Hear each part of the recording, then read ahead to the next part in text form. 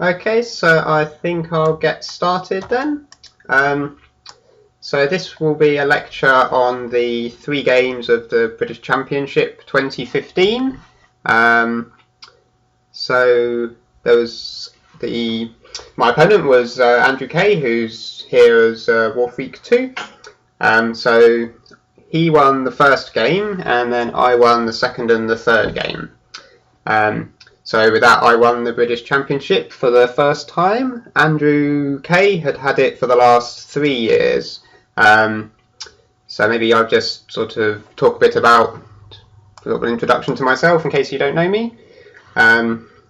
So I started playing Go about 10 years ago when I was a student at Cambridge University. And Andrew Kay as well, he was I think 2 years younger than me. He also started there, so we've known each other since we were beginners. So his first win was 3 years ago, or 4 years ago.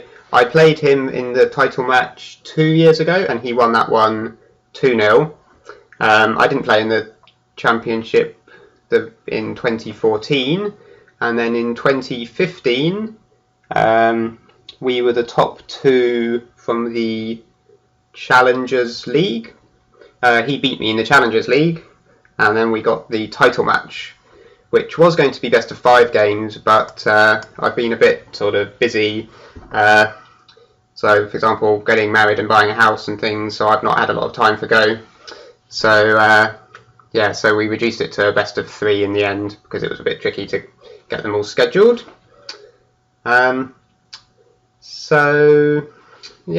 Let's get started with the games. If you have any questions, feel free to ask them, and I'll try to address them. So, first game, let's have a look what happened. So probably I was black because Andrew Kay doesn't play 3-4 points. Hello, can you hear me?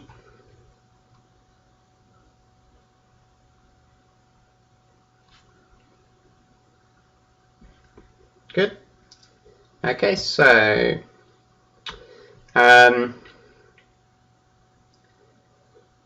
so what did I have any particular? So what was my plan in the first game? So as well as just sort of reviewing the games, I'm going to try and talk a bit about what I was feeling in the games and that kind of stuff. So, well, Andrew normally likes to play this 2-space high pincer, so I was kind of expecting that. But he went for this one. So then we had the double approach, and immediately he played a very unusual move here, which I imagine was to not play Jozeki and get some fighting straight away. He's Warfreak 2, who's in this room.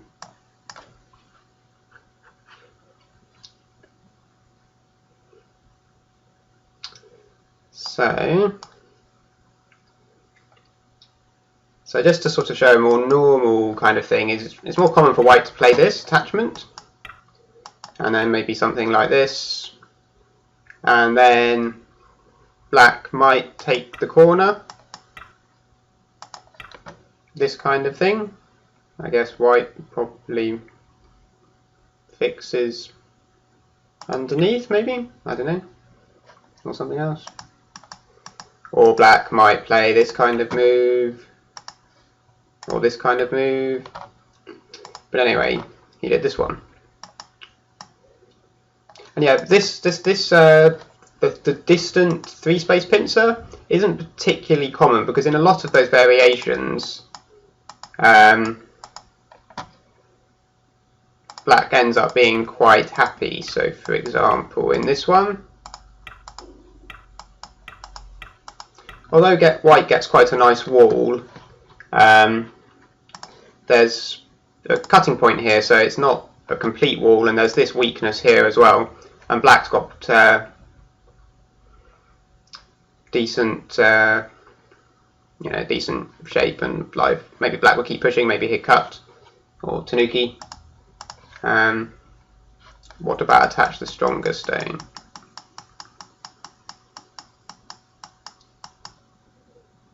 So yeah, you could also do that one. And if black takes the corner, probably it would happen like this. But black's fairly happy here because this pincer stone is a bit floating and not really doing a lot. Like the corner sequence is fairly reasonable, though black would probably have preferred not to have made this exchange, because this exchange means that a white stone at this point A is aiming at B. So just to show that kind of sequence, if white plays here and black doesn't do anything, then here black can't cut it off because the O4 stone is in the perfect place now.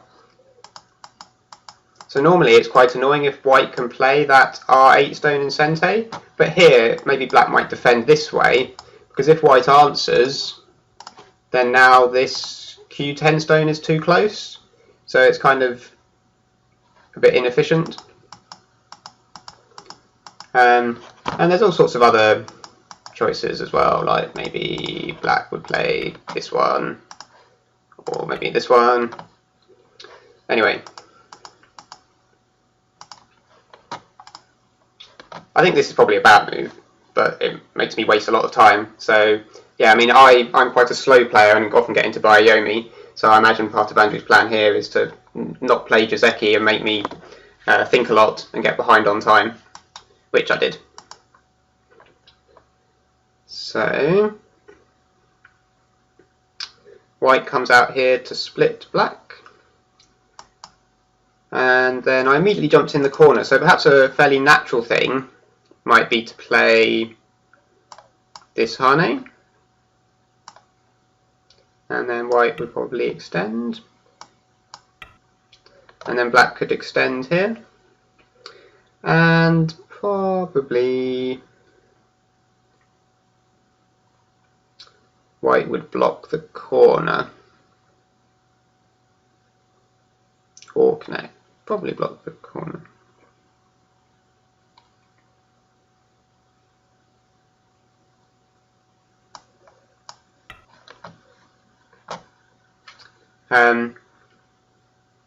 So I mean, this cut isn't really working great, is it? Or is it? Because there's this cut, but maybe there's this move, so it's quite complicated.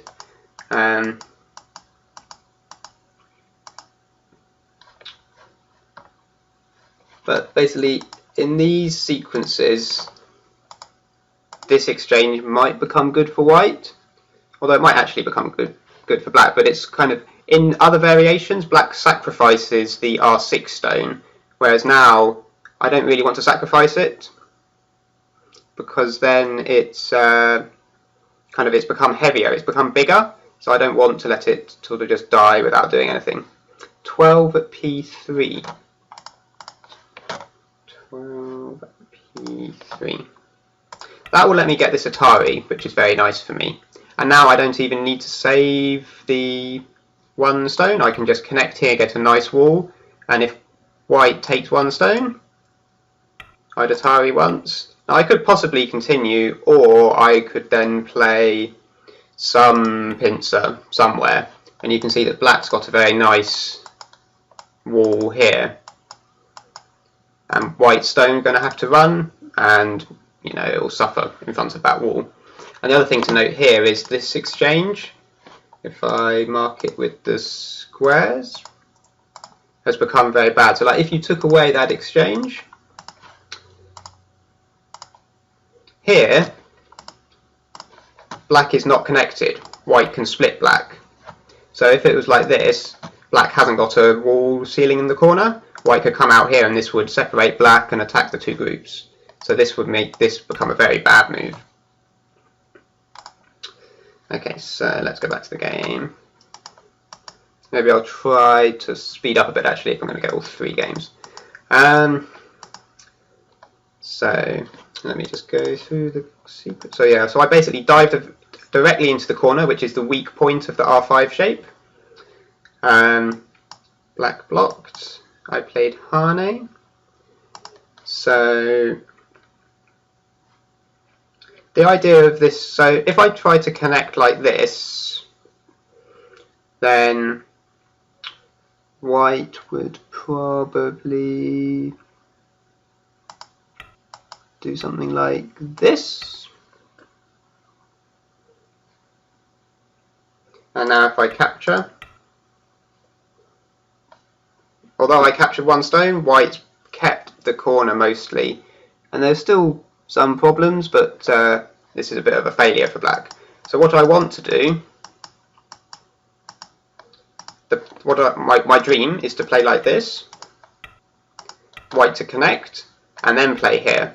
And now I connect up to the stones on the side in good shape, all nice and strong. So for example, white, I can just connect here, and because I've got those extra stones in the corner, I'm all safe. So this would be good for black. R5.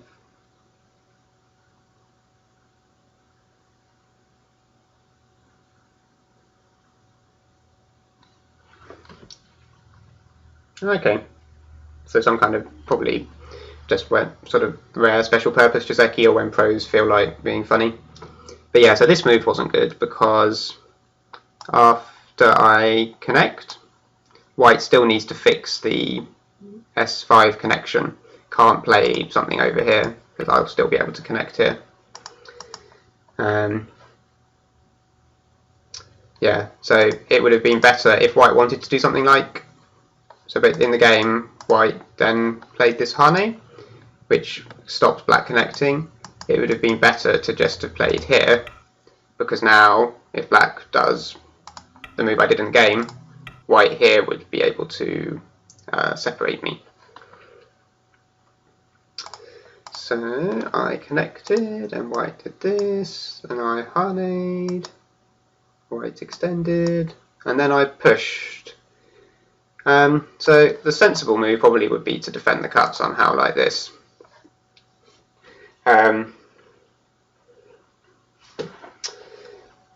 But I didn't do that because maybe it's not a correct fear, but my fear was that maybe white would be able to do some kind of pushing like this. But probably I should just answer because he's pushing me on the 4th line. But my fear was that the 2 stones would be swallowed up in a large scale. And you know, maybe white would just push a bit and then maybe white would approach here. But I think that's an unnecessary worry.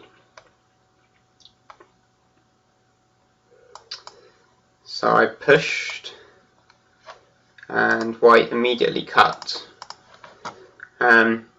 I think it might not even be bad for white to just extend or Hane, the other 2 things, because I probably need to defend the cut anyway, and it's not clear that it's a good exchange. But anyway, he immediately cut, and then we basically had the first fight of this game, which probably really should have actually decided the game because it ended up working well for me, but that didn't happen. So the big question is, can black play here and capture white's 4 stones, which have 4 liberties, or will white be able to cut and capture some of the black stuff first? So what happened was white cut, and then white cuts again, and here, if black tries, for example, this move,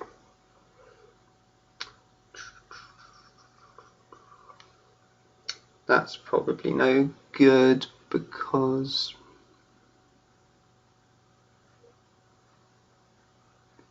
it's not a ladder, but maybe if white pushes here first,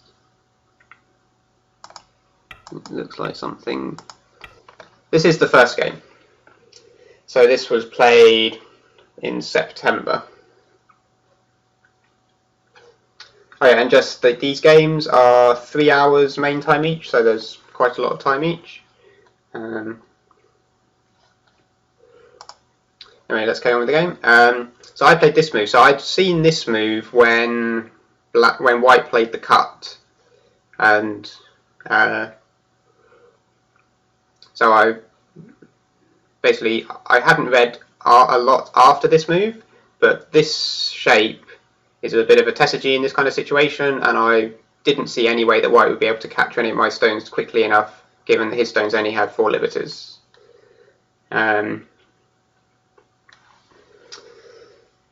So White then pushes here, and then comes out.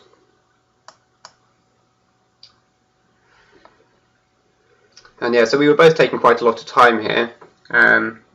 And then this was kind of my first big regret of the game. So I should play this one first to basically stop those stones getting so many liberties. And then if White obviously comes out here, there's not really much point playing the Ataris first. And then if I play here, then I think in this one White can not capture any of my stones as before. But that Hane in the centre would be very useful. And it was around this time, I think, that we broke for... when was it? We broke for lunch. Shortly around here. So we basically spent, I don't know what, 2.5 hours or something already at this point.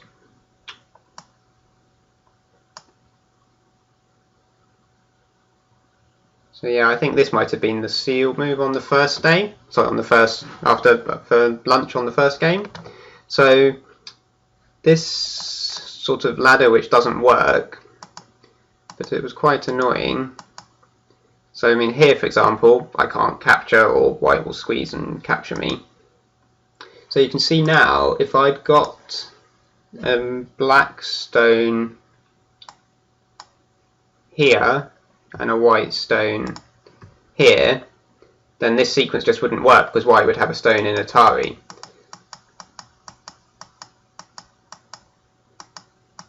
So maybe if I just... well, I can put them on now. So imagine we had those stones on the board.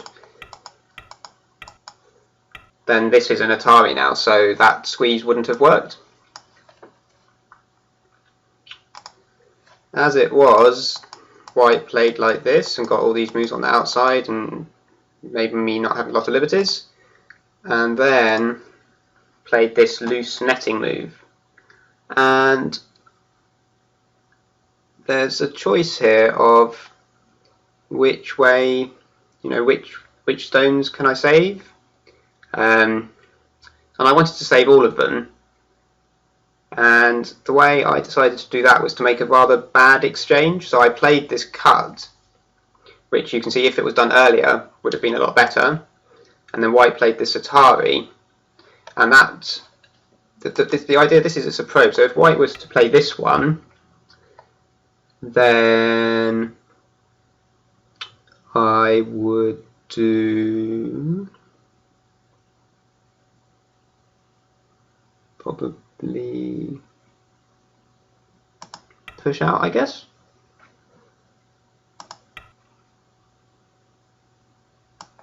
And come out like this or something. And now those bamboo joint stones are totally safe. And then I could... do I need to spend a move on the other side? Probably I need to spend a move here, capture those stones. Anyway, so White did this Atari, so basically this now means that White, if I spend a move on these stones on the left,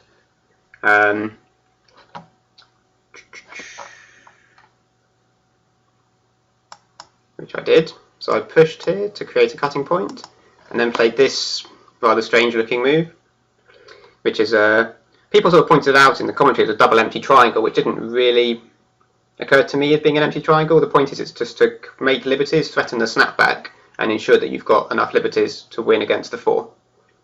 Yeah, triple empty triangle. So white, if white wants to, white needs to connect here, and then black takes the liberties, and black wins the semi-eye. And the point is, if I hadn't made that Atari, let's say I did this,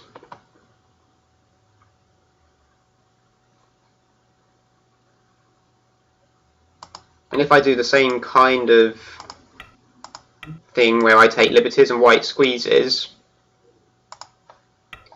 then now this white move here at Q8, that one seems to make black be dead.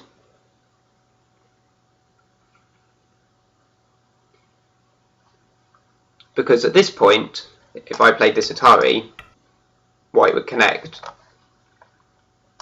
So basically I've played this Atari and white's answered here.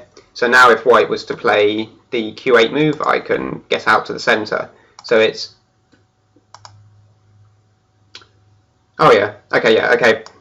So black doesn't play all of the... sorry, white doesn't play all of the forcing moves. So white can just play this one now.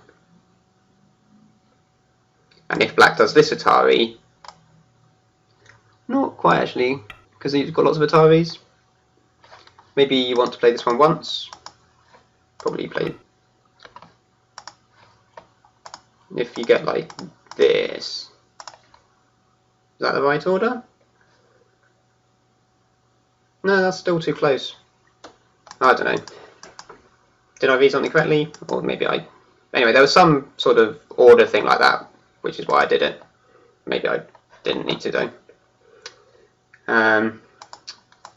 Anyway, so like this, white got this capture in the centre, but I got to capture the 4 stones plus some stuff on the right. So if you compare this to, at this point, white's just died a lot, and I got the corner and saved the R6 stones.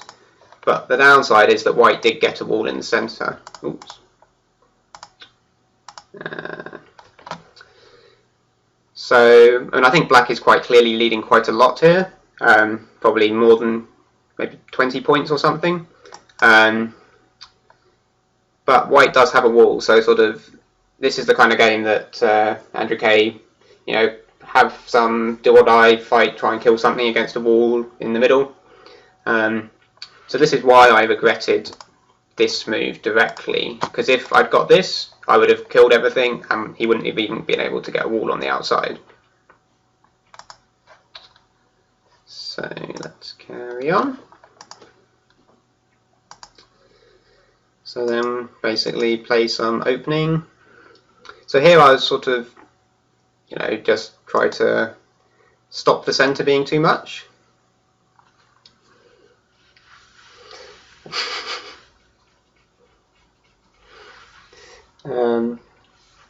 So yeah, this is just trying to get some centre stones. So for example, if white does this,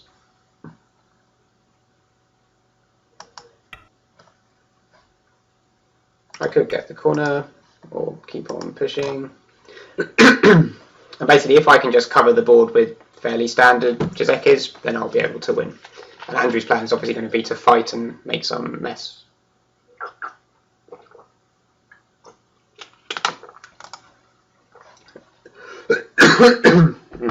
Excuse me. So he took the corner, and I extended here, which is maybe not the... normally this move is sente, but it's not 100% sente. So the simpler move I could just extend on the top side, but I didn't want to be sort of lacking severity. Perhaps I should have just compromised a bit more. Anyway, I played this and he ignored to play some pincer.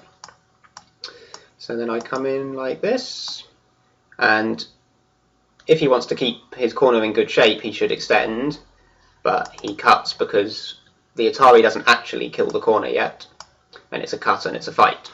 So maybe he can get away to use the centre wall in this kind of variation. P13. Yeah, that would be simpler, but probably white could just, I don't know, would you do this and then Tanuki again?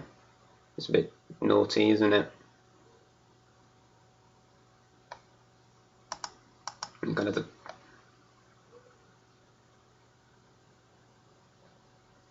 oh, you want to dance with the jump? Yeah, maybe.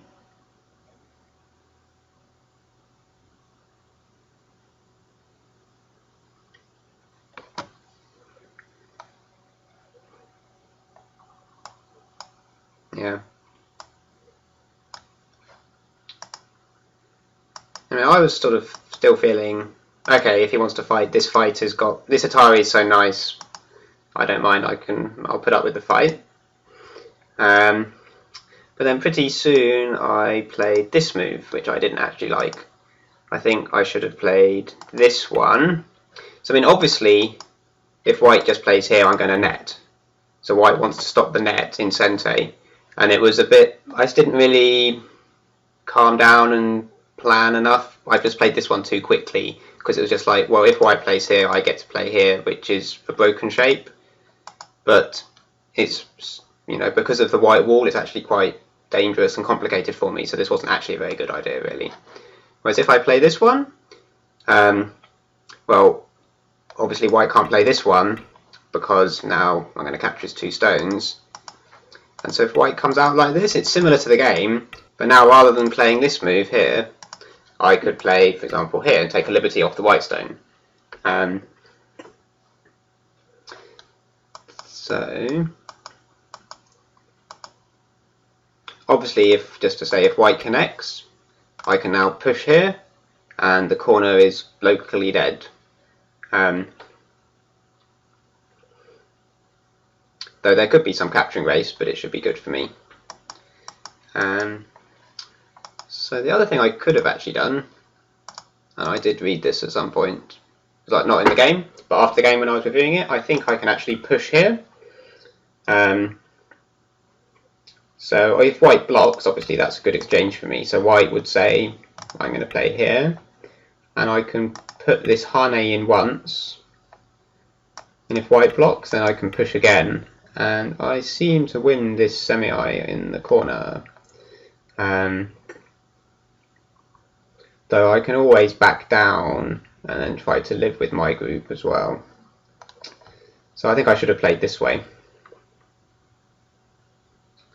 I mean, white can as well. White, for example, if at this point white can live, if white was to say block here and let me come out, and then, well, this move lives unconditionally, or white can play this and make this kind of co-shape. But now this has become a bad exchange for white. White would rather have not played that. So yeah, I played this. White got the corner, so white's now totally safe and threatens to capture a stone of mine. I push out, and we got ourselves a messy fight.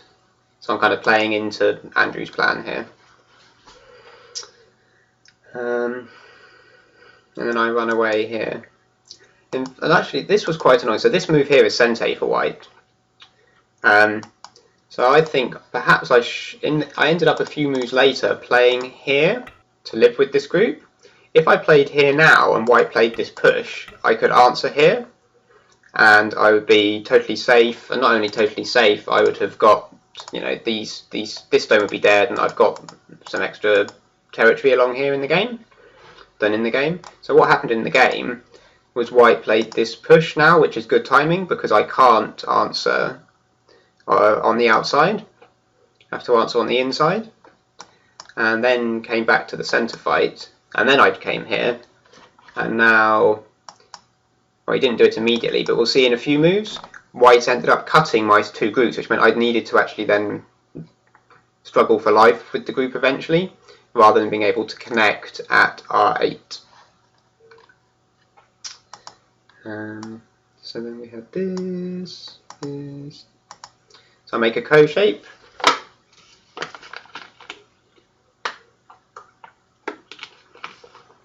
White starts the ko.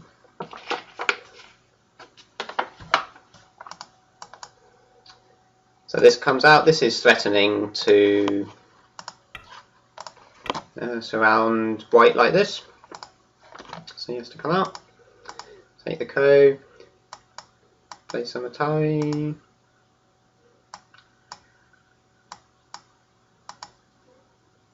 White eventually connects, because if I connect, it will be Sente to kill some corner.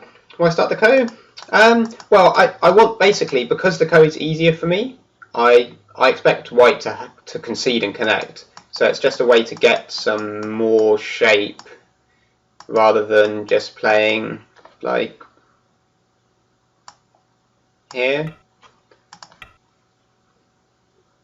This just gets a little bit more. Yeah, white doesn't need to play the ko, but white wants to. But I mean, white, for example, could just, you know, capture this stone, but then I get this in Sente, which is quite nice to increase my eye space.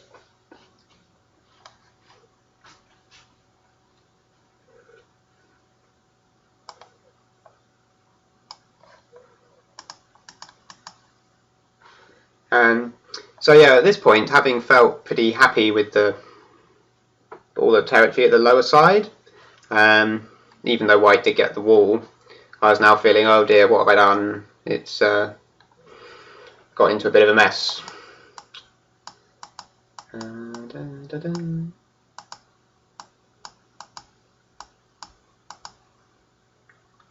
Yeah, this was actually kind of not quite a misclick, but I decided my move, and then when I played the move, I did the wrong one. So I was kind of actually wanting to play this one, which is probably a better move.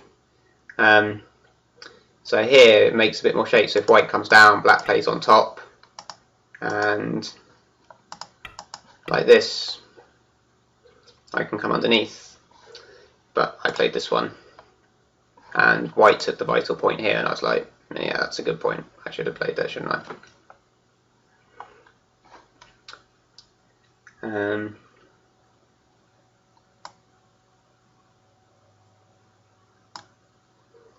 So then I played this, which is all quite grovelly and horrible and just trying to save my group. And yeah, this is not nice because these two stones have become fairly meaningless. And I connect badly on the second line. And yeah, so this is what I was saying about how it would have been good if I'd played this sliding move earlier. So white has now separated me and also has created a half eye for this group on the side. So it's quite big for, you know, separating my groups. White has half an eye, I lose some territory. So I have to live like this. And this group is just alive because I have got this stone. So I played this during the ko fight to make sure that this group can live.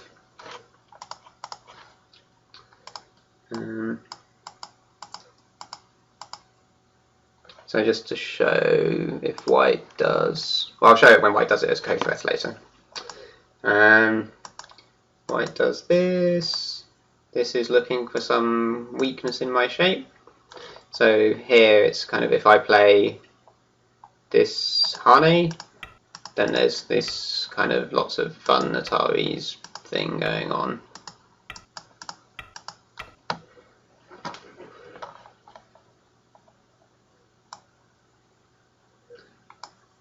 So I came up, but actually this, probably white had something better here. This sequence wasn't that sort of sophisticated, it was a bit sort of blunt.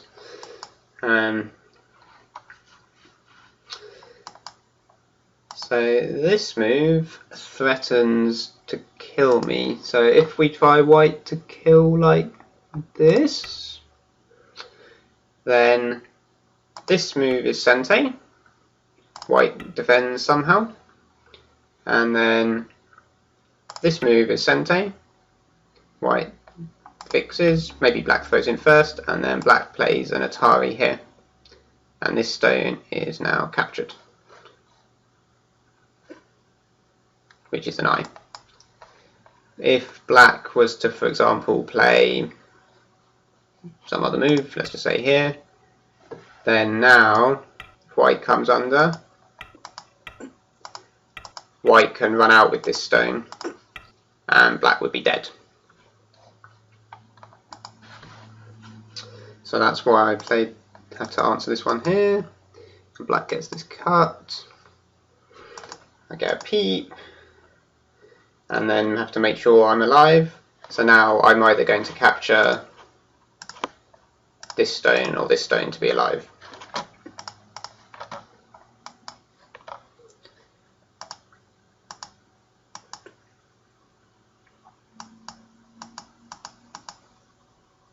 So in the end, I had kind of, at this point, oops, sorry.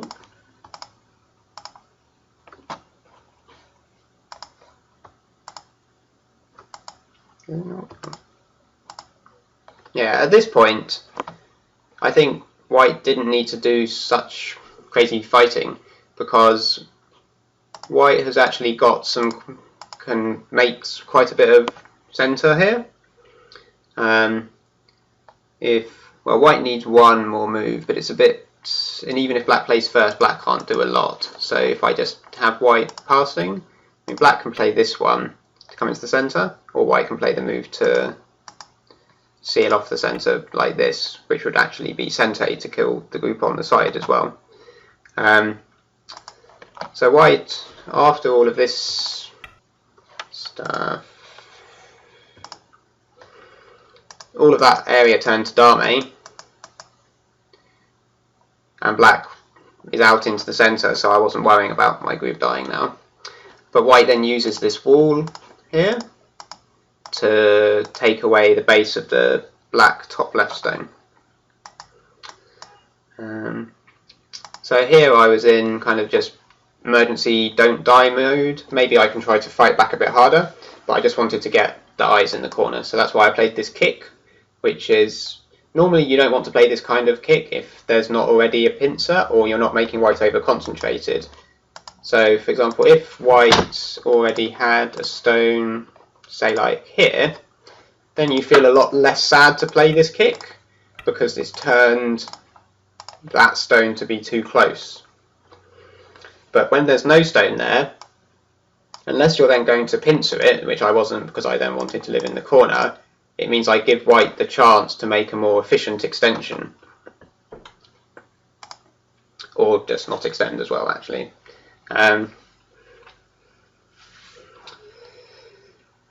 Okay, is everyone following? Is this understandable?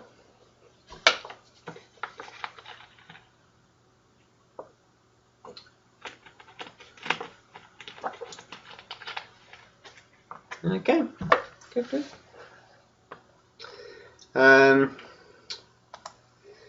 So white keeps on pushing. So this is a big point. If white didn't do anything, I'd quite like to turn there. So I mean, if white did, for example, this, which is locally it's nice extension from a wall, I will probably turn here, and it's pretty Sente. And even if you defend, there's still some annoyingness in that. For example, well, there's this vital point, or maybe that is threatening. Well, this is Sente, so maybe it's not threatening quite so much. But anyway, white pushes, and again, and I can't really Hane because he's going to cut, so I just have to keep answering.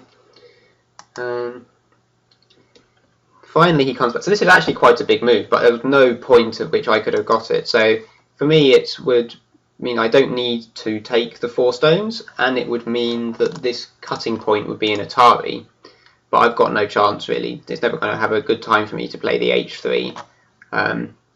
So he gets it at this point. I need to go capture the 4 stones, and then finally he comes to answer here. So if we look at the board at this point, I've still got that big territory at the lower side that I got at the beginning, and the result of the fighting eventually is that white didn't actually get much points, and I've got a few groups with barely 2 eyes wandering around the board, and we've got this big left area.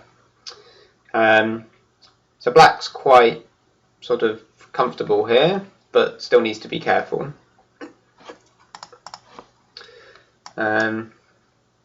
So this is, I thought, can I go for some crazy invasion? But I didn't really want to go too risky. So I just did this.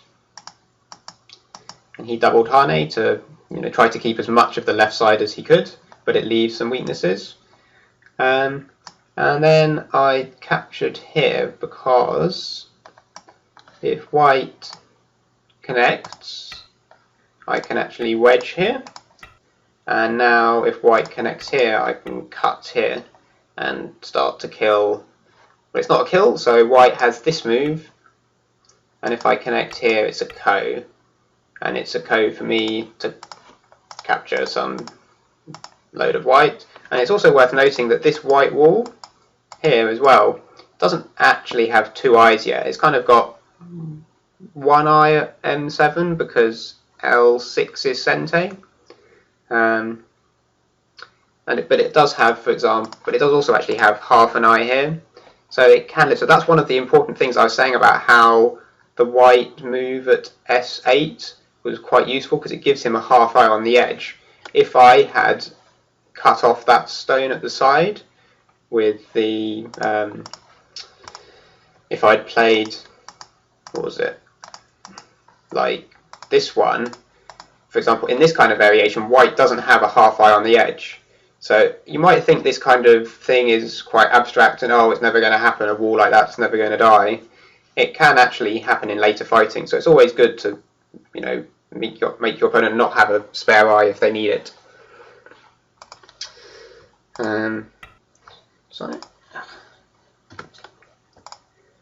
So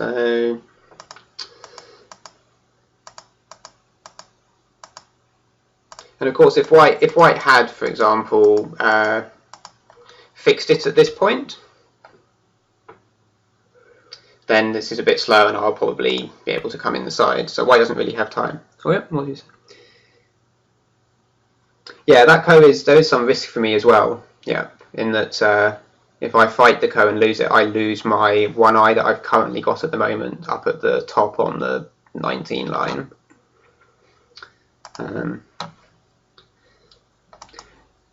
Actually, yeah, just sort of one thing is, partly when I was playing this game, I was sort of maybe trying to be a bit fighty and extravagant just to amuse the people watching, rather than trying to play the best moves, trying to make it entertaining. And it's also kind of, I like fighting and having fun, but I kind of toned that down a bit with the subsequent games.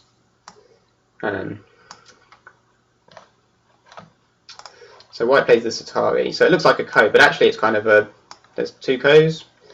But this cut, white takes. I have some ko threats here. Otherwise, the threat here is to cut and probably kill at least maybe the top stones or the 3 stones.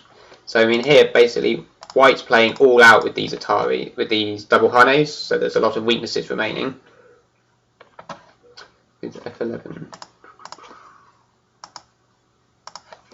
Oh, right, to avoid the other Ataris. Yeah. Yeah, because you can now Atari this one safely through this way.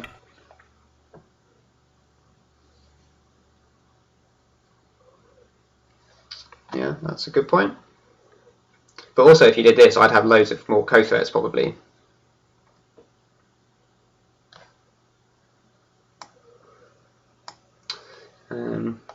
How are we doing for time? Try to keep going. So yeah, white did this, which asks me, do I want to fight kind of two Ko's? And I was like, eh. So this Atari is actually quite nice because it's quite good for the eye shape of my centre group. So I got this Atari, some co-threat, force him to connect, and then I let him cut here. So actually, the result of that Ko was I ended up losing those 4 stones. But if I get to connect the Ko, then it's a Seki. So they're kind of not quite as lost.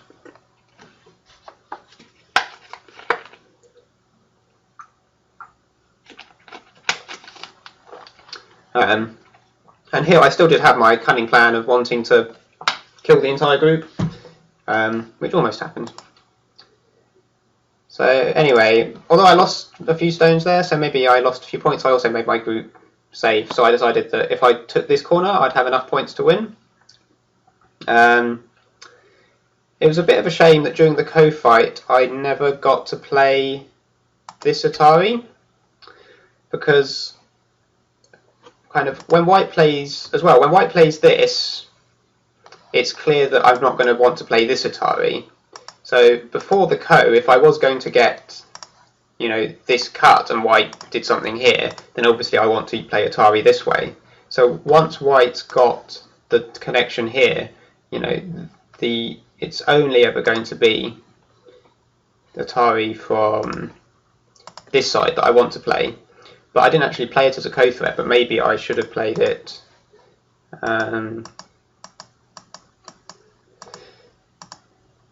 Where are we? Yeah, now, before taking the corner, because it would have actually made quite a big difference to some later sequences. So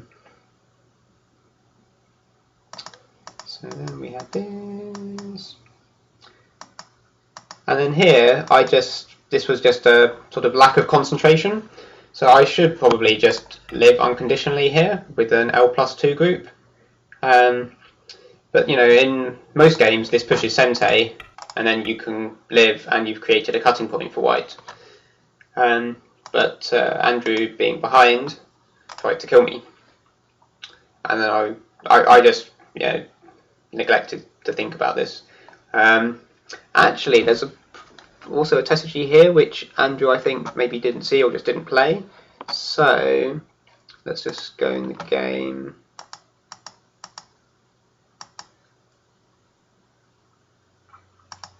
So yeah, he covered here and then I defended. But in fact, white can cut. And when I saw this, I was rather worried. But luckily he didn't. Andrew, did you see this? Or... So let's just show what it is anyway. If black plays Atari... Oh, well, there's a timing issue. Maybe... Sorry, I mean, you can't do it now. So you have to do it before we'll take the liberty. So at this point. So even though those 4 white stones there were dead, they've got 3 liberties.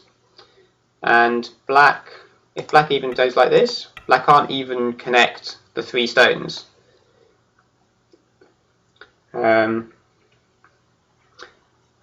This is not Sente, is it? That's not Sente. So could black live? Yeah.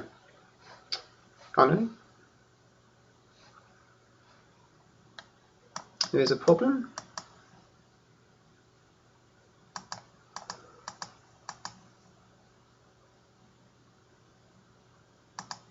Oh, at this point.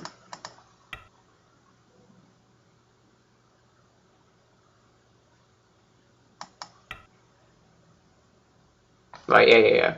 Yeah, so there's a timing question, isn't there? I think if you do it now,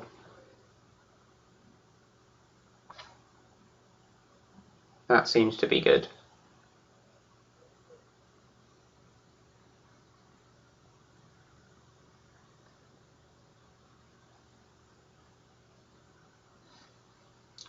Anyway, so we got this game, black, white covered,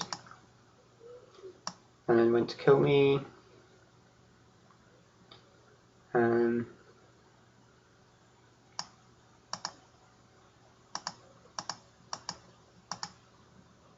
Yeah, so here you can see, for example, there's actually some sequence where if I played this, obviously I want white to connect here, not white to capture me here.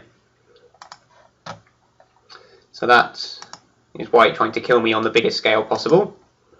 It might, you know, play some safe killing move, but try and kill it all. So I'm feeling a bit, oh dear, why didn't I just live in the corner now? But that cut, and then maybe white should have defended in some other way.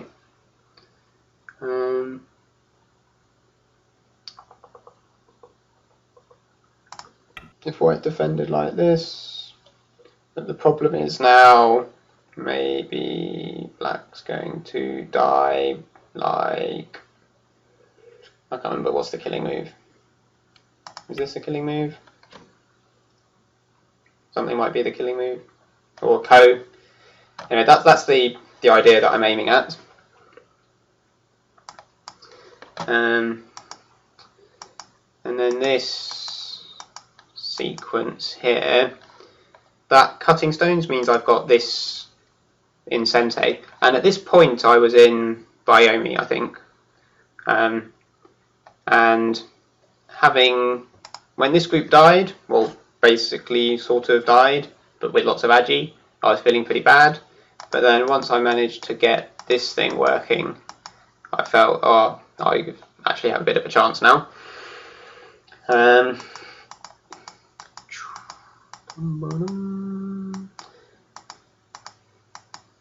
But a comedy of errors is now coming up.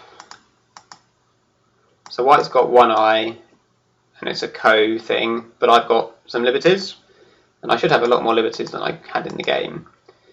So this is just me being dumb and panicked. So there's probably lots of better moves, like, I don't know, playing here.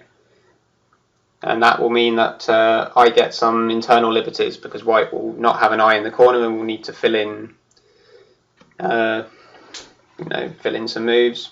Yeah, just capturing the ko first is just silly. I kind of, in Byomi, just turn into an illogical, gibbering wreck.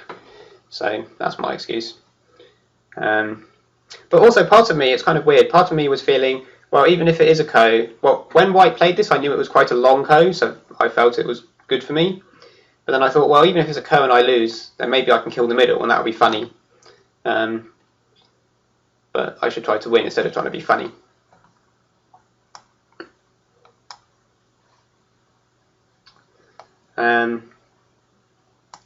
So yeah, capturing the ko now is not good. White plays here, and yeah, I remember at this point I was in Byomi, and I kind of knew that I should play here to stop white getting an eye, or you can play the Atari first, and then white connects, and then you should play here to stop white getting the eye. And now it's like some, approach moves ko. But I didn't. I played here, another silly thing. And I think even at this point I could do this, couldn't I, as a compromise? White can take some stuff, black can take some stuff. I guess this is still a ko, but probably white doesn't have the threat. Maybe white fights the ko a bit. I don't know, if white doesn't fight the ko, black can do like this and should be able to get an eye. If white goes here, probably this is an eye. Should be able to get an eye. No? Is it not? Me? No, some weird thing like this. Yeah. But white's got some weakness here, hasn't he, as well?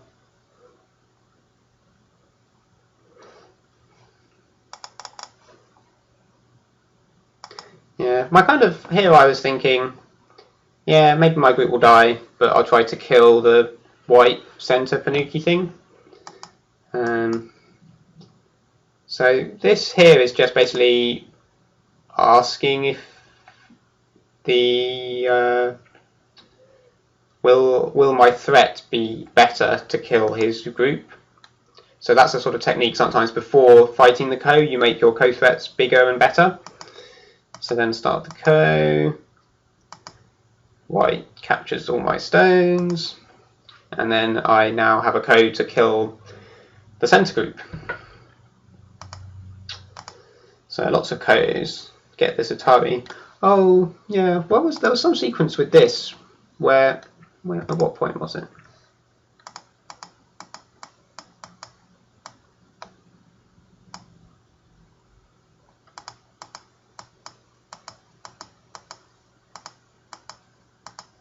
Yeah, so basically, if you remember, I could have had this Atari for this connection at some point earlier, and if I'd got that, then, well, I probably want to play this Atari first. I have this Tesergy, which would have connected all my bits. Maybe not now, I mean, first do this thing, and there might be some timing, but you can see that if I had this black stone on the board for white playing here, it would have been awesome. But it wasn't. Anyway, so I now try to kill the center. Use that as a Ko. We fight some Ko. Makes everyone watching excited.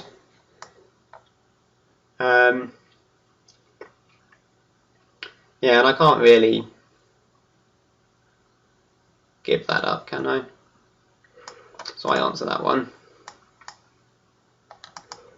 I have a few threats there, which is quite nice. And this one kind of could have been my threat before, and I answered it, which I sort of, at this point I couldn't really have enough time to count accurately with all these kind of big trades with Kos. I think answering that one's probably not too bad. This one probably I don't need to answer, because if I've got at least one eye here and I've got a second, the thing is white's got this, so those, but then I've also got there's some problems on this side.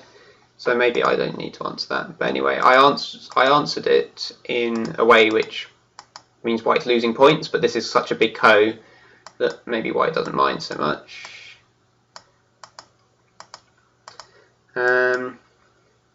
Some other Ko threats. Yeah, so this one actually, when I looked at the bits, people were like, oh, this is so nice, it means black can live. But actually this is a bad threat, I should play this one. And I knew this when I played it, but I played the wrong one anyway. So here, if white connects, then later this move will actually just live for black. So this would be a lot better than the game, because then let's just keep going.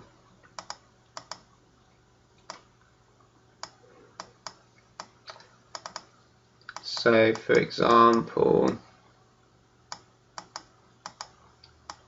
at this point, if we change the left to be like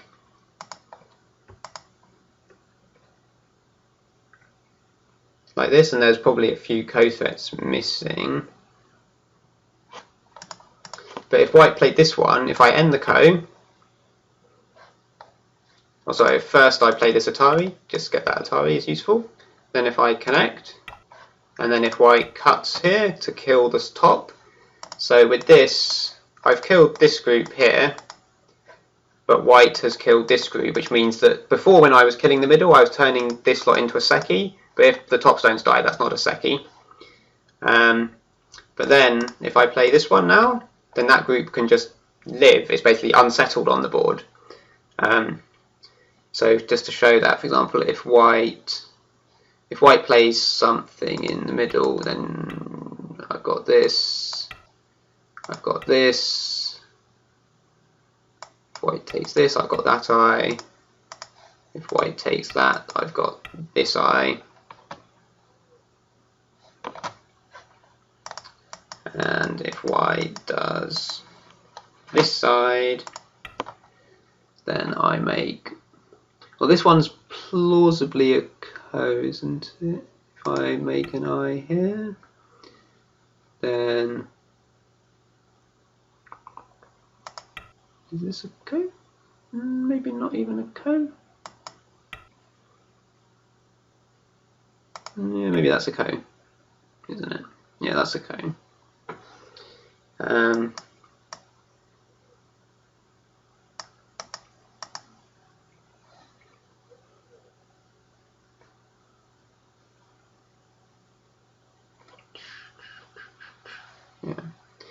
Anyway, that's not what happened. So I didn't give any of these things up. If I could have lived on the left, I would have given this one up, but in the game I didn't.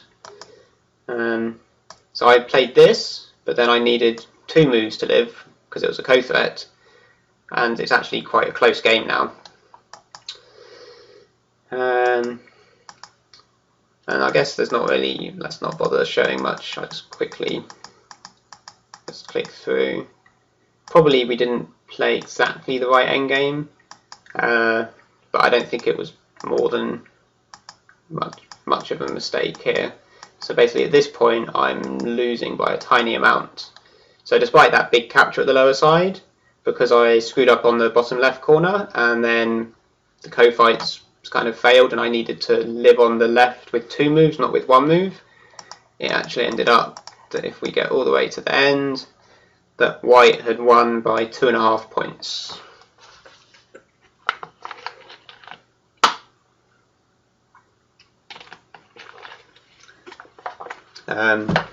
Yeah, so that was quite a difficult loss to take, because having had such a good advantage at the beginning and then to see it kind of slowly drip away with, there were so many moves which if I just played that move not wrong, I would have been okay.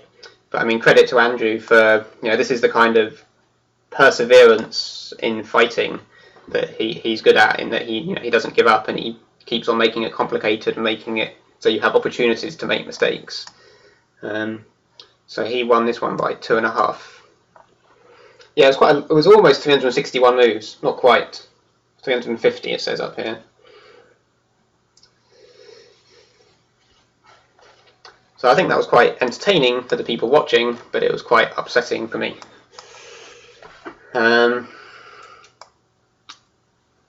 So on to the second game.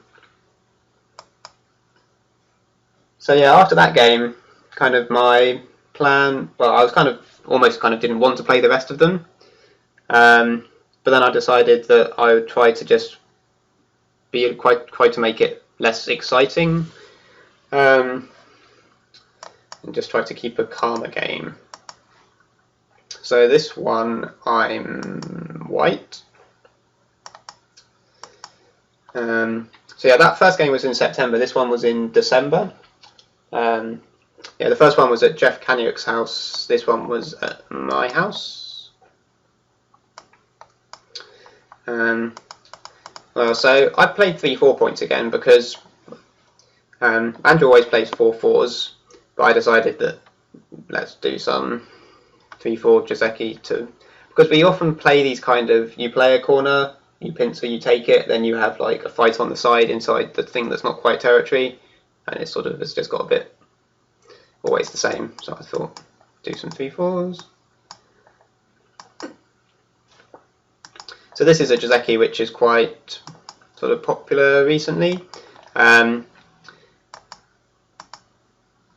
even more exciting, fancy modern moves that people are trying, like this one, or like this one, or Joanne Missingham played this one, which I think is awesome, but I don't think it's Jozeki.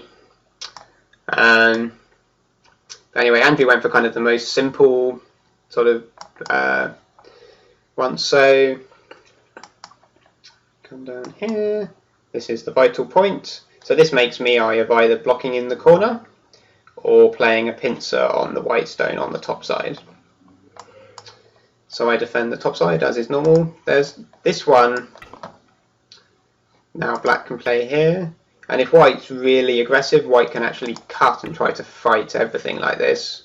But as I said, I was just trying to play more of a peaceful game, because I think my sort of relative strength against Andrew is that in a kind of calmer, kind of more positional judgment game, I can do better, but if it's complicated reading, then probably he'll do better. And if I have enough time to read, I think I can generally maybe keep up, though he'll probably still find some surprising moves. But if it's use a lot of time for reading and the whole game's a fighting reading game, then when I get into Baiyomi, I'm just going to not be good enough. So I mean, the other choice with the extension is you want to play high. So I mean, this is, I think, sort of both are possible, and it really just depends what your game plan is for the rest of the board. So the point is, once this Joseki finishes, like this, then now, with that high stone, probably would you answer this one low? This makes quite this kind of high-low wavy shape. And if you play this one, it means it's harder for black to come in the corner, so it probably means black would play something like this kind of thing. So you have these more kind of mutual Moyo games.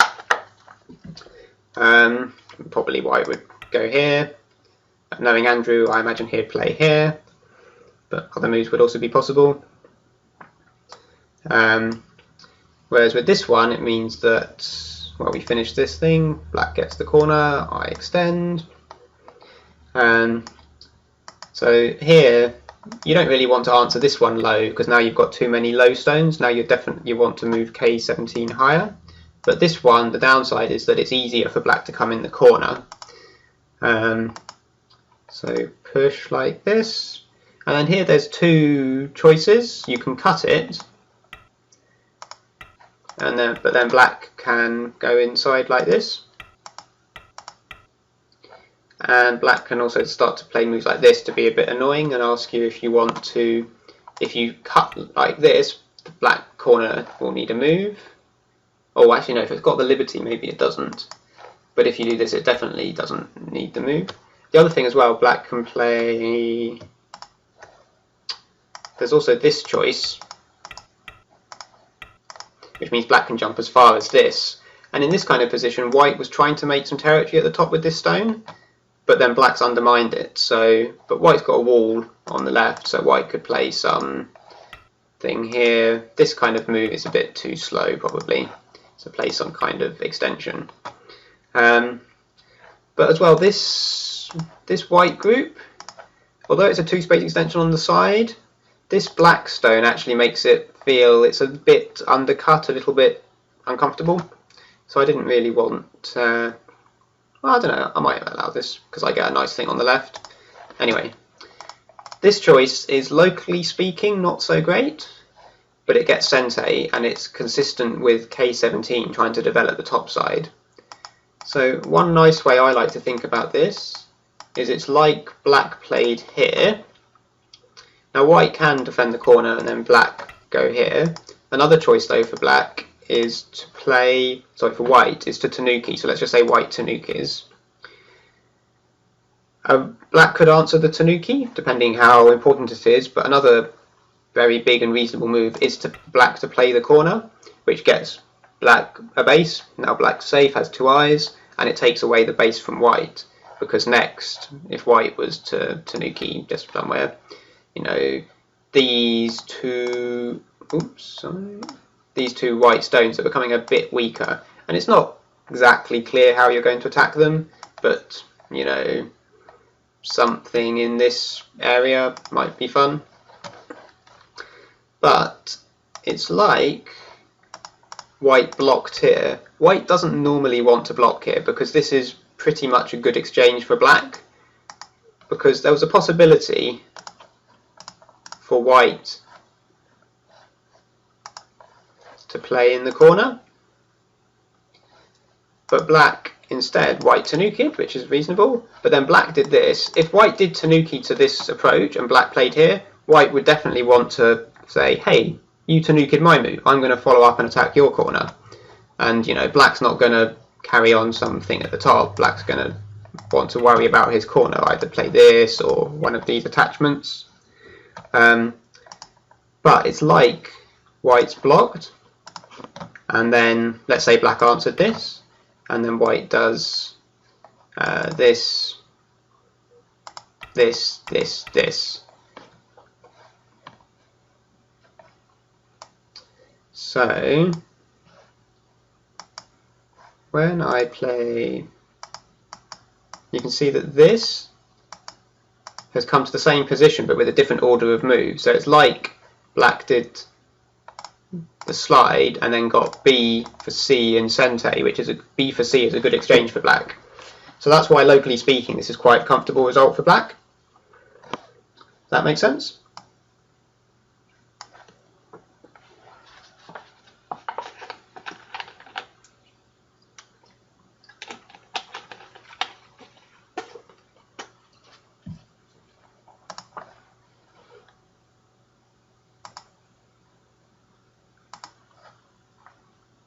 Hello? Anyone still listening?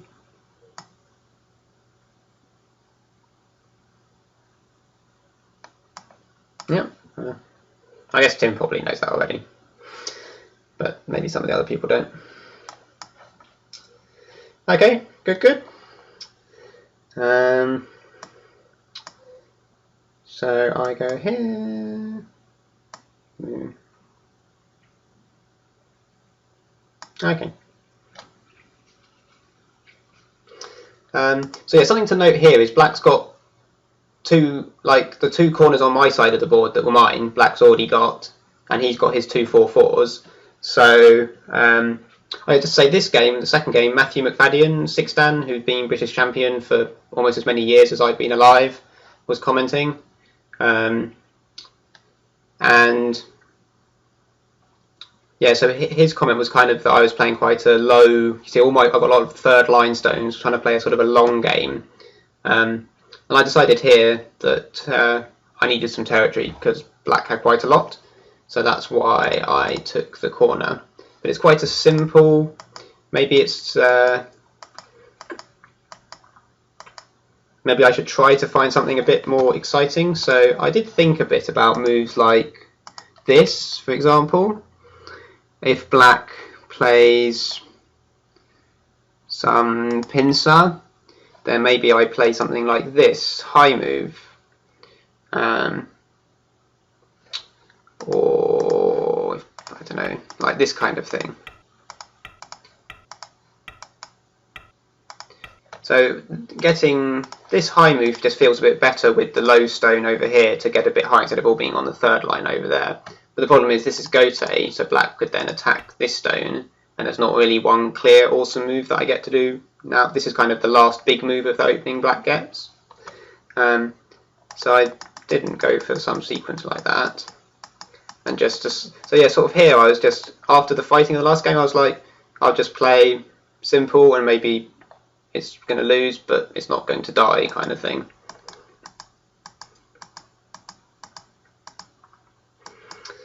So black gets Sente, plays here, as expected. Kind of the last big move, reinforce the corner. K3, not F3. At what point?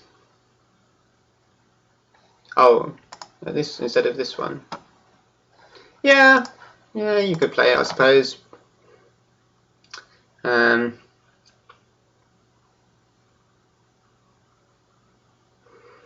I don't know if is it better, is it worse? Probably this kind of thing happens. And I don't know, I guess maybe low. Actually here maybe black doesn't have a good extension here. So I don't know what would black do. You might still do it, because this is kind of good for white. Maybe just play, I don't know, something like this.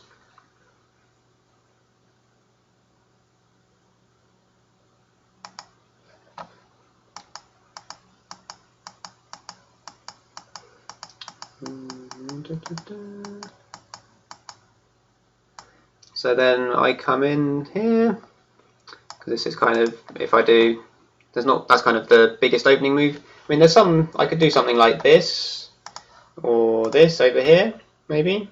But if black wouldn't ignore this one. But basically, if black closes the corner, that's quite nice. And he played here, which is a little bit unusual. Normally you play like this, but I think the reason he didn't is that now white will play here, and black's checking extension here is too close with h3. Whereas as it happened in the game, I played here, and black gets a nice two-space extension. This works well with h3. I push. And I played here, which is quite a slow-looking move, and probably not great. But the aim of this is it's aiming at this weakness in the corner. I think black probably should actually just tanuki, because it's small. Or if black wants to reinforce, black could play this, which would take care of the s4 problem. Or if you want it in sente, maybe you could think about some moves like this. So the idea of something like this, maybe you make white stronger, but you get sente, so black could maybe play this move or whichever other move. Yeah, exactly, yeah, O2 is still a weak point for that shape.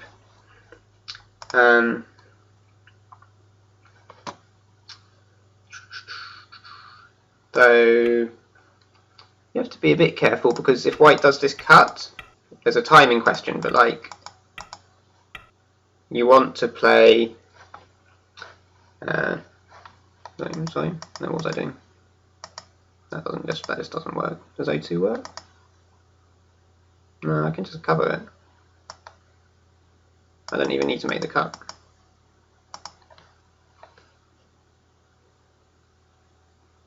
But it is just one eye, but probably you might want to attack another way. But I think, because it's a small group, I think this is maybe one of Andrew's weaknesses, is he's a bit over eager to attack things. So he played this one, and I wanted to break through the shape. So here I was, I thought maybe he'd just compromise here and let me out, but he went to cover me. And at the point I'd attached, I hadn't actually realised that he can just get away with this. So for example, there's lots of cuts, but if I do this push, and then I do this, then the problem is this is now sente. I have to defend it somehow. And then he can play some fixing move on the outside. So I can't immediately punish all of these cutting points, which was a bit annoying. In his commentary, actually, Matthew was showing all sorts of crazy fun. Like, he was looking at like this move now. But I'll say, look at his commentary, which is on the BGA website, if you want to look at some of those sequences. But yeah, so I pushed, and then I played this attachment, which is maybe a tesuji. So it kind of happened as I thought it would. So Andrew didn't want to just... Maybe the best would actually be to just calmly pull back. But the problem is, maybe I'm already alive. But anyway, so he went here. I cut and lose one stone. But now I can cut here. So for example, the difference here is that if, like, black here, white can go here, and the presence of these two stones means that either those two black stones or the other two black stones are going to die. So let's just show that with the here. So like if I played, what was it? Sorry, cut. It's like, or so if I push and then cut and then black plays here, then here I go here and black, these two black stones aren't about to die, so black can play this, and it's thin, but I can't quite capture anything yet.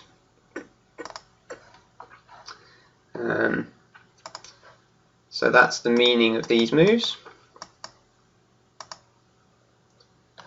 So Andrew defended this cut.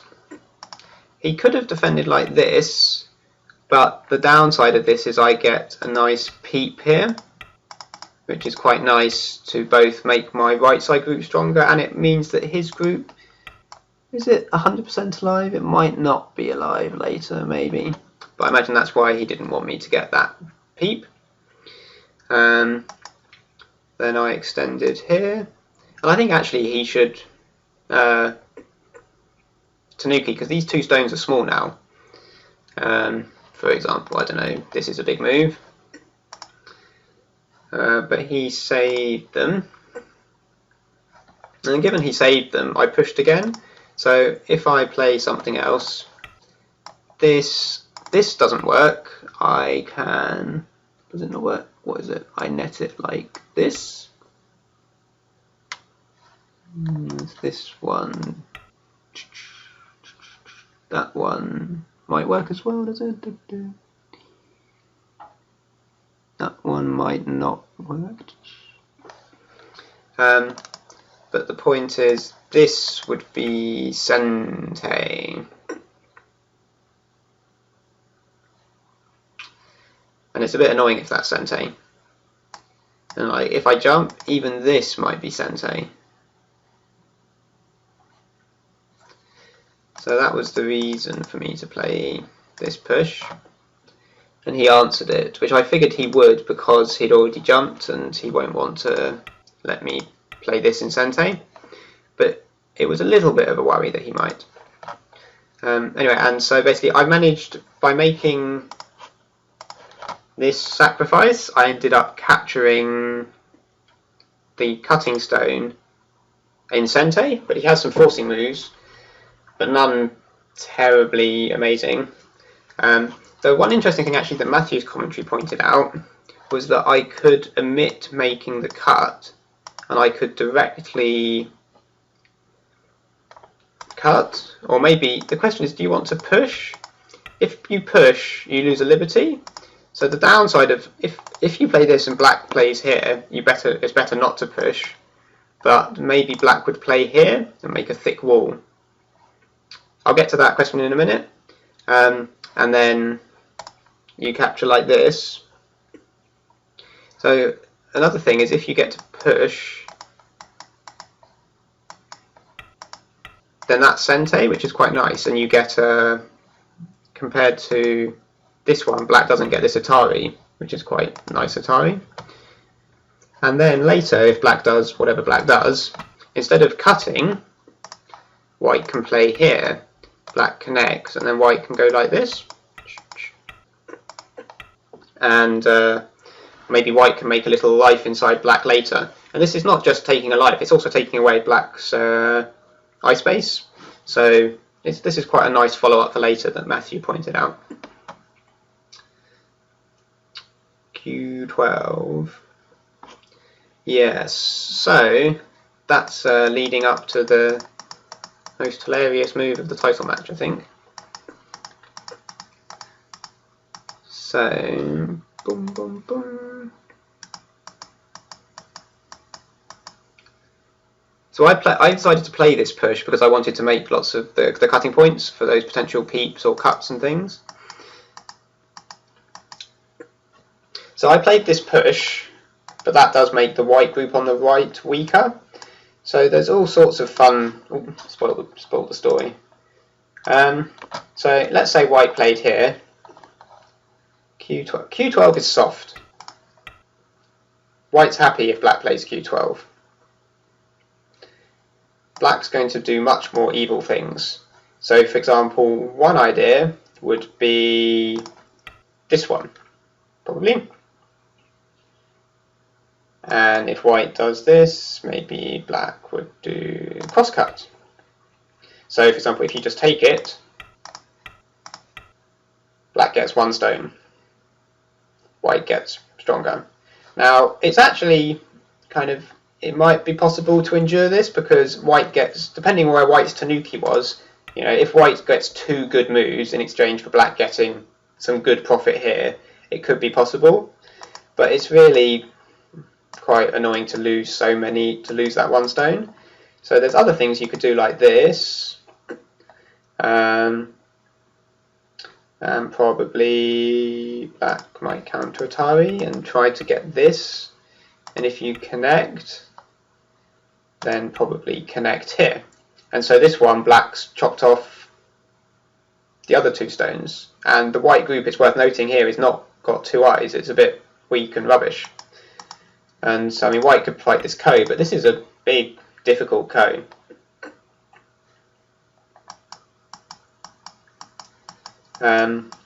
Something else, what was it I was looking at? I was thinking he might play maybe this one? I can't remember.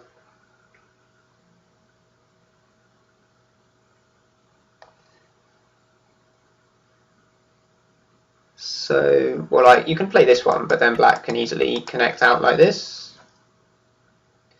And it's quite nice because black gets some points and white's losing some of the eye space for this group. If you do this, if you do this, if you do this, you then push. White controls the centre. Some. So, I mean, white's got this wall, but white's doesn't really control the centre very much in that this stone is low at the top. So black's got moves like, well, you can always just kind of play something like this and probably needs to answer, and then you've got like this. So black can quite easily get into the centre, so it's not very easy for white to make any kind of big territory in the centre. Or there's like this kind of cap, or in the game Andrew played this kind of more severe move. And I mean, black's got like this move, which white might answer, or pushing. So white doesn't really have, I mean, black's not going to make territory in the centre, but neither's white really. And black does have some sente moves, like, what is it? Probably this is sente, maybe, with that agi of that 1 stone. Anyway, so this kind of sequence is probably why I played over here. So what would black do? Can black cut? N5. Yeah, Andrew never got a time to get a peep against that. So this looks like I can't do this because obviously Ataris and Ataris are fun. And if I do this, black seems to be able to capture 2 stones. So this is the kind of thing, and if I don't play that, then black can just, again, push and cut, and this semi-age looks like it should be good for black. So Andrew, were you looking at these kind of sequences? Did you have a plan to do anything immediately, or maybe later here?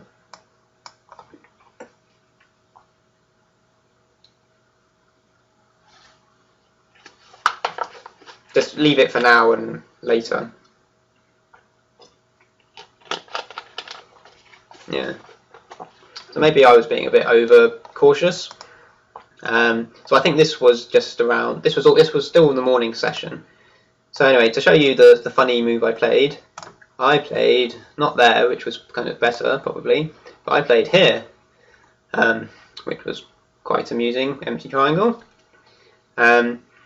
But this does mean that those sequences before don't work, but it's a rather slow move. So if I do want to P13, Yeah, probably P13. Well, I don't know actually. R15 isn't quite as stupid as it looks. So it does mean, so for making the side stronger, I mean, for one thing, it just means it means you get this endgame. It also means that black can't. So if you do this, there's several fun things black can still do in the shape. Also, in the endgame, there's like this Tesuji, which is an endgame Tesuji, not a middle game thing. But also, black might be able to make. There's this kind of agi, which might not quite work yet, but there's this kind of thing. And there's like potential for like an eye in emergency situations with this kind of thing. So it does reduce the eye space for black on the outside. I seem to think that I'd seen a pro play it, so I thought I'll do it because it's an empty triangle. Empty triangles are fun, and I saw it was slow. Yes, it's slow. I'm saying it's slow. So part of it was kind of, it's not as bad as everyone thinks if a pro played it, but I actually tried to find the game and I couldn't find a pro game with it. But yeah, P13 I think is a bit too Dame-ish as a way of reinforcing the group, because the black corner is strong and the black group below is strong. You could just ignore it, I think. I think Tanuki is fine, because even if black does do one of those sequences, for example, attach and crosscut, he gives a Panuki, so he gets something, but he makes the rest of the group alive, and you can take Sentei again. Sort of this kind of... yeah, exactly, yeah, it's too early. So you could like jump here, which means if black does if black does this kind of funny business or whatever, you can just let it out or something and connect up. But yeah, kind of my game plan here was just trying to be quite cautious, just get lots of little territories and not have too much fighting and count and maybe lose by a bit.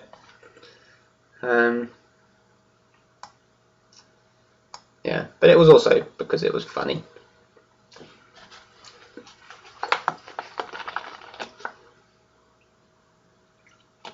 So, there we go. So, black played this, which I think this was the sealed move before lunch. Or, yeah. And then... So kind of you can see with the with that attachment, if white had a stone here, that could help with topside fighting. So yeah, attach. I came under. So here I wanted to, if I could, I wanted to keep the territory. Like sometimes you come out, but this is kind of meaningless with this and this alive. And he played this one, which I was quite surprised by. I was expecting him to come out, and then probably I push or something. So you give a Panuki, which is normally this kind of giving a Panuki, even though you break white's shape is bad. But here it's not so bad because black's got the corner already, so white's not actually making a lot of points. And this is probably a bit rubbish too. Maybe I should. You can see now if I'd had this jump, it would be quite nice to have that jump already. But yeah, I tried to save those two stones. I don't know what the good shape is here. Black comes out. I just tried to speed up a bit actually so I can get to the third game. Or maybe, I mean, yeah, we're coming up to like over an hour and a half. Do people want to see the third game tonight, or maybe I could do it as another lecture another time? What do people think?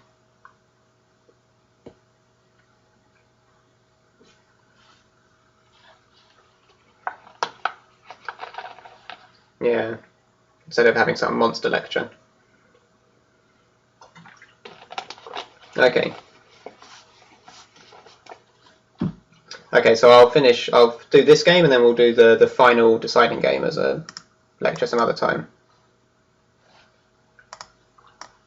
Yeah, it's quite a lot of go, isn't it, for an hour and a half.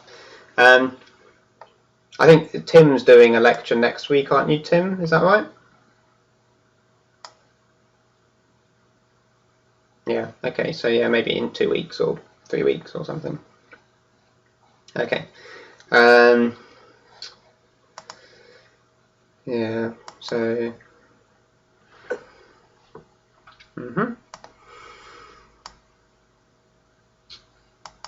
So what's going on here? So yeah, the idea of this move from black is if I answer, it means that, for example, if black, I don't know what black's going to do, but basically it means that this, after this Atari, it's a, this is an Atari, is the meaning of this Hane.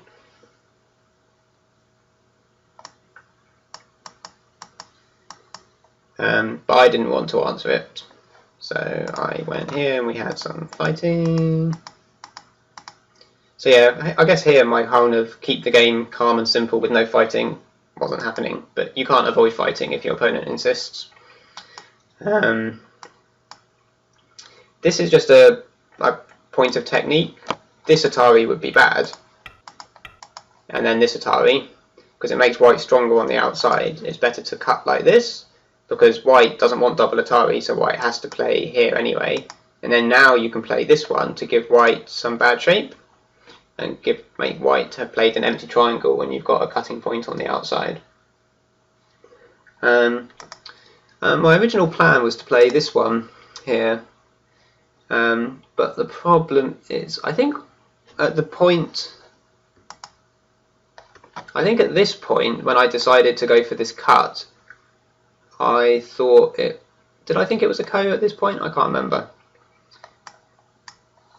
Anyway.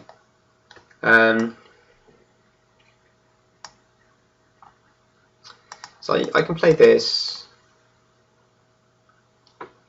The problem is black plays this. And I think Matthew expected me to play this ko. So it's like this is the ko. Here's a ko. But if black plays this as a ko threat, I pretty much have to ignore it. And in terms of territory, they're both like 30, 35, 40 points or something like that. But I don't like it because not only does the territory swing, but this area now is quite big black potential, which means that all of this as well, you know, black's now super strong and there's not really anything I can do here. So I didn't really want to have this trade. Matthew seemed to think it was okay, but I particularly, you know, when, even if it's even now, you know, bad things can happen later on the lower side of the board. So I kind of compromised and went here, but that probably means that my cutting sequence wasn't that good, because I then needed, if I don't, it's going to be a bit of a problem later. So I fixed here. So I did get a nice wall on the outside, but if you remember, at whatever point, this point, you know, I would have quite liked to got 20 points of territory on the top of the board, but instead, black got the territory and Sente, but I did get a wall. Another thing to note is, like, black still can capture this stone. Like, he didn't damage the corner. If black needed to live by like making this exchange, it's a damaging exchange to the outside. If black had to play something like this, then like now this move is much more fun against the white group, the black corner group, because it can't capture the stone. But black didn't have to make any bad exchanges like that to live. So black got Sente played here, and then developed the left side. This is still a vital point, so I just threw it in. And then there were some sequences, but they ended up being a bit, making me worry a bit with this stone's agi and things like that. So I just played here, which is quite big, but it's not actually Sente, which is not so fun. And Andrew just defended solidly. At this point, I think it's quite close, really. I felt the game was going okay, but equally Andrew, with this solid move, is kind of saying, you know, I've got some decent territory too.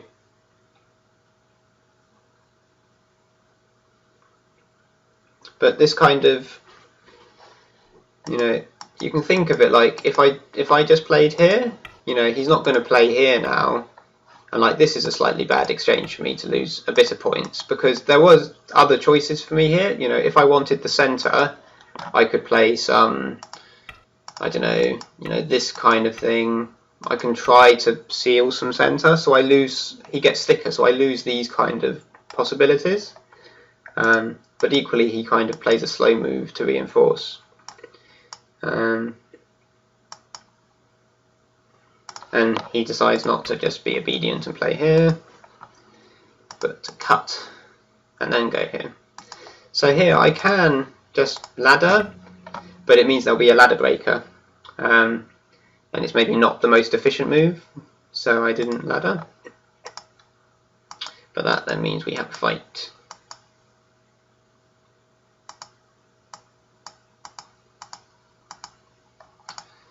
Dun, dun, dun. Sente.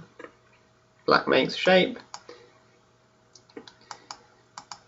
I thought black might try to do something, but it didn't. You know, if black does this, probably I can cut.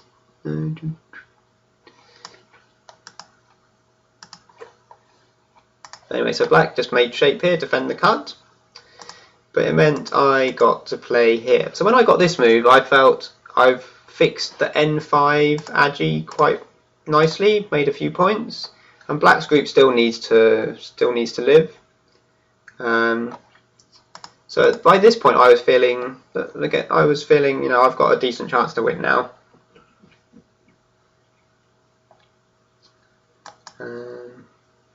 Black makes shape. So yeah, Matthew was looking at all these kind of sequences, trying to either kill one of the two groups at the corner, but I couldn't find anything that worked on either of them. So I just went for getting a bit of profit on both sides. But maybe I missed something. I can't remember if there was actually some magical tesserae like here or something. So here this is kind of getting to double Sente kind of now, is these kind of Kasumis on the edge. No, this is quite a good way of fixing, because it takes a liberty off the 3 white stones compared to, say, defending the cut here.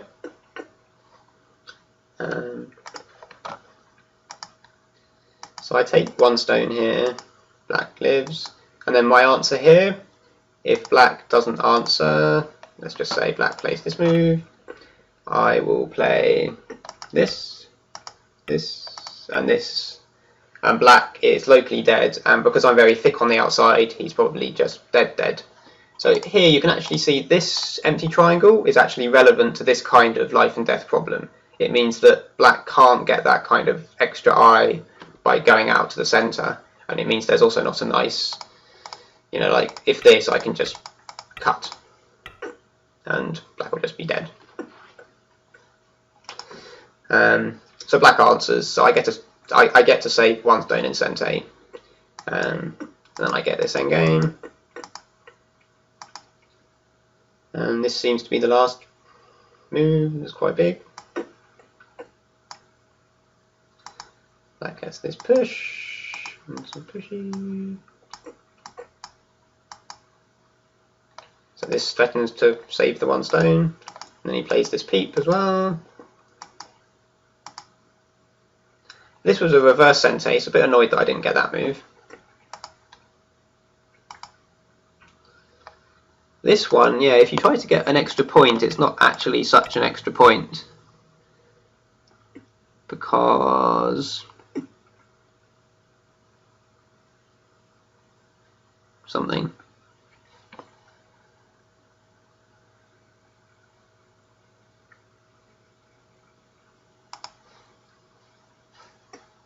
Oh yeah.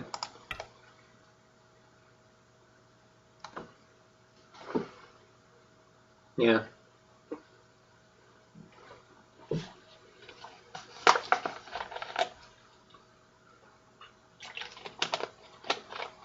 Although this one you might eventually need, if I get this move, you might need to defend your cutting point.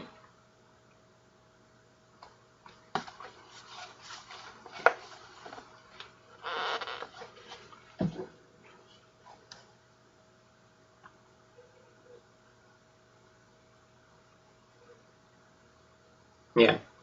Yeah, so it depends who gets this move. So yeah, it's definitely possible to be the same or better. M4? M4 doesn't do anything.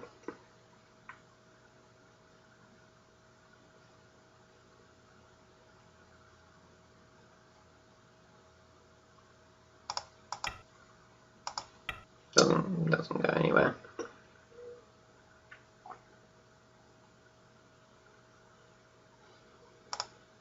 Ooh. Ooh. 05. Do we?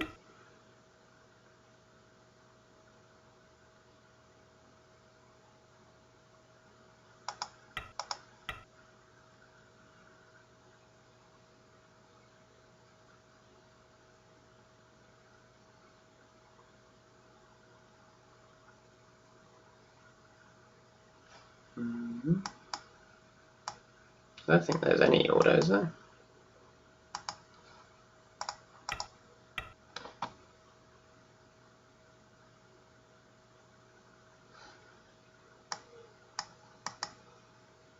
But white just connects. Yeah. Yeah, nothing. Once I got that stone, that was all nice. Anyway, let's try to keep going. So here I probably should just play simple endgame, and probably I'm a little bit ahead. But I wanted this group to point out that it wasn't alive, so I played this. And just net one more stone, try to get a bit more. So the idea of this was to try to surround some territory, forcing him to play Dame to cut me off.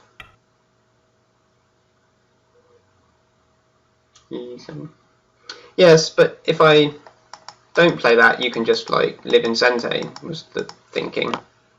You know, if I just play this, you can just like play here, and you're alive.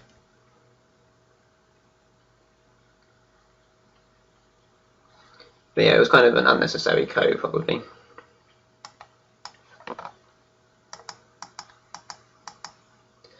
So yeah, now it is actually a co. And I can kind of connect here, but it's a bit of a thin connection.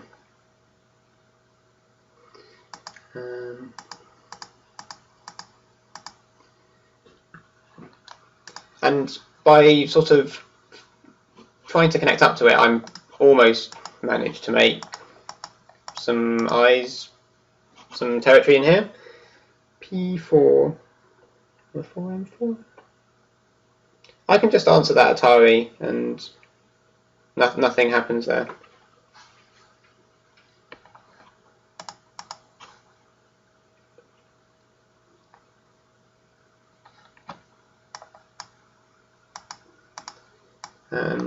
So this one, if I answer this one, something wrong happens. So what happens here? Probably this Atari. Probably this wedge, maybe. Yeah, probably like this. Maybe a cone. So I didn't want that, so I played here, which meant my move didn't actually make much territory. And we had a little bit of a trade. And again here I backed out of this ko. So I ended up here making it unnecessarily complicated. Here black can kill me, so for example if black connects the ko, but I can play this in Sente, black needs to defend, and then I can come through like this, and here I actually get more points in the centre than I lost with those 4 stones, so this is quite okay for me. So Andrew, seeing that, played this one, which means it actually became a ko. So this is a ko threat that loses a few points. Well, not a few points, maybe 1 point, so that wasn't very good, but I did it. And yeah, so this one he ignored, because it's not Sente to kill, but it's Sente to capture 2 stones in Sente.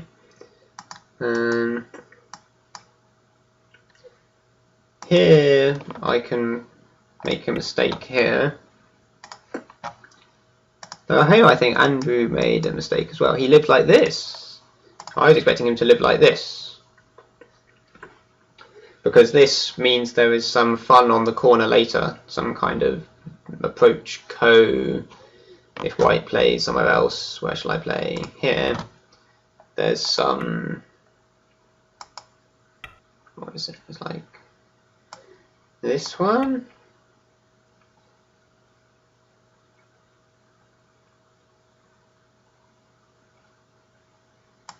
Yeah, so normally you can play like this, but white is short of liberties to play this one.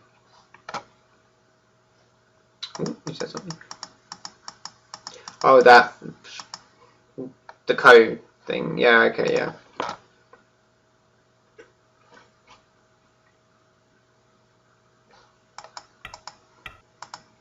This one. And yeah, this B10 saves me, does it?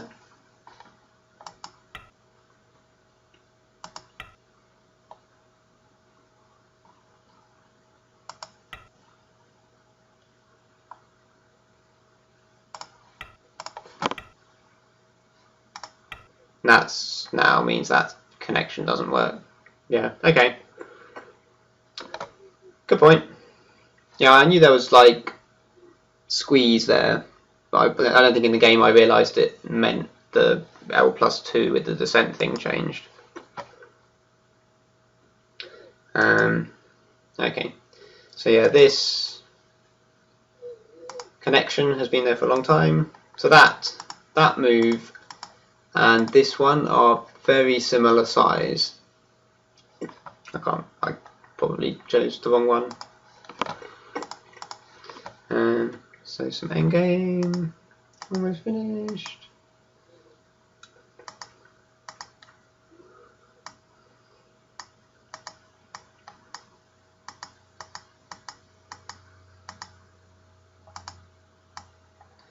Yeah, black here didn't play very good endgame, I don't think. There was something better probably. Because, what did I do?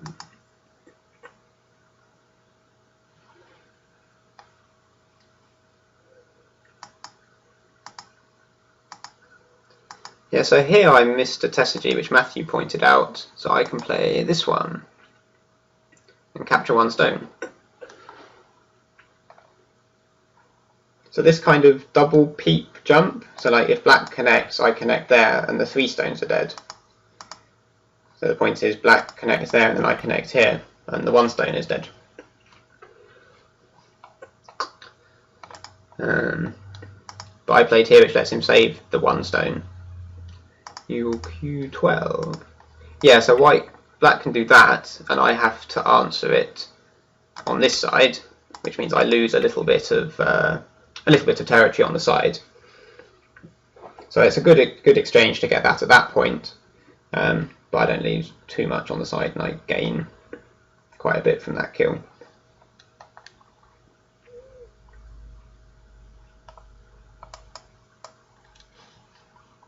The point being, if Andrew does this and I block, then now he can connect here, and you've got Mi to connect. da, da, da, da. What did I do? Yeah.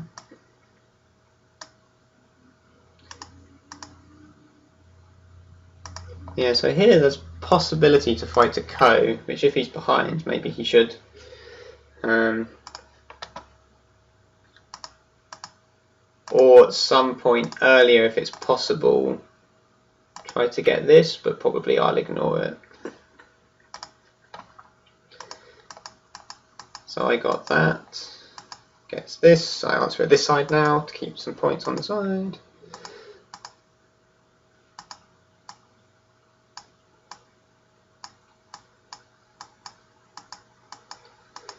Some small endgame.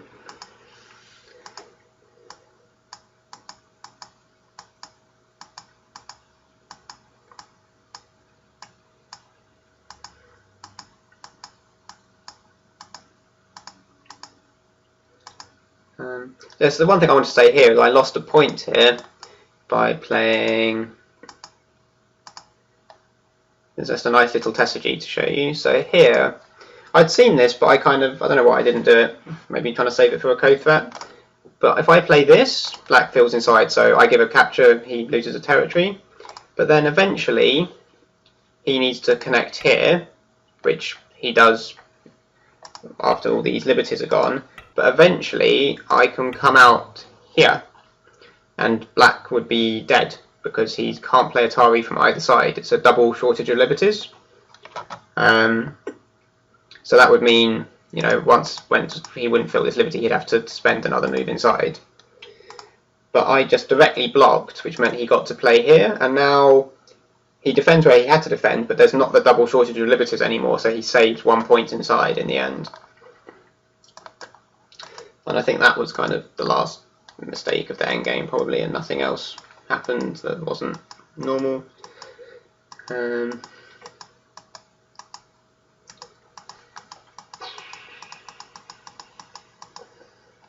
I think that was it. And go to the end.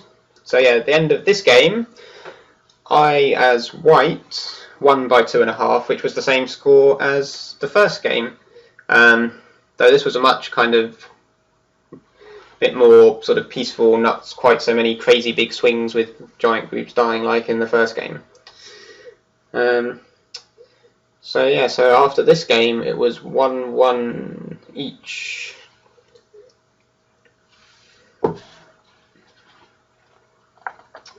And I think we will stop there.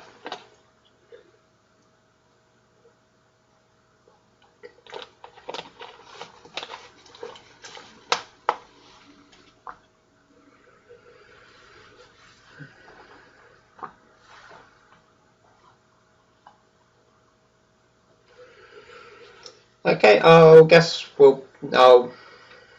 talk to Toby or someone about doing the next one to do the deciding game. But yeah, probably in a few weeks I'll do one more lecture on the final game.